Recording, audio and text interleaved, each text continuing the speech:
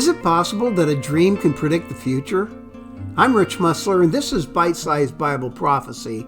In the 6th century BC, Nebuchadnezzar, king of Babylon, besieged Jerusalem. The Israelites were conquered, enslaved, and carried off into exile to Babylonia. Among them was a young man named Daniel, but King Nebuchadnezzar had a dream that troubled him. He summoned his sorcerers and gave them this order: "Tell me the dream so I will know you can give me its interpretation." The king insisted that his sorcerers first describe his dream before they interpreted it. It seemed an impossible task. In all the realm, only young Daniel could do it.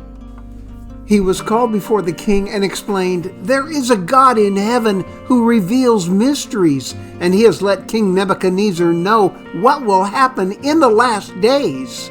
My king, as you were dreaming, a colossal statue appeared.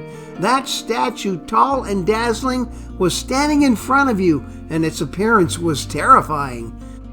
The head of the statue was pure gold, its chest and arms were silver, its stomach and thighs were bronze, its legs were iron, and its feet were partly iron and partly fired clay." Daniel then went on to provide the dream's interpretation.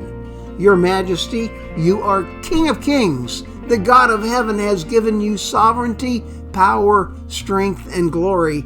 You are the head of gold.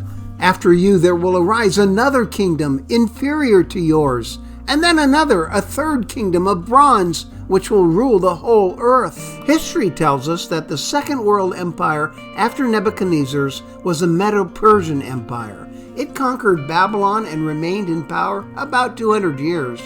The third world empire was the Greek Empire, ruled by Alexander the Great. By age 30, Alexander had created the largest empire of the ancient world.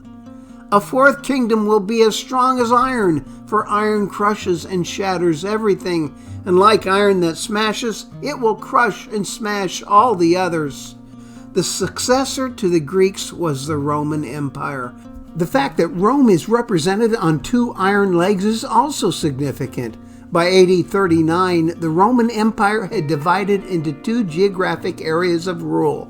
To this point, the king's dream revealed what has become our history. But there was more. You saw the feet and toes, partly of a potter's fired clay and partly of iron. It will be a divided kingdom, though some of the strength of iron will be in it. Many Bible scholars believe that this is the formation of the European Union occurring right now, in our lifetime, which becomes the world power that exists in the last days. But one more kingdom follows all of these.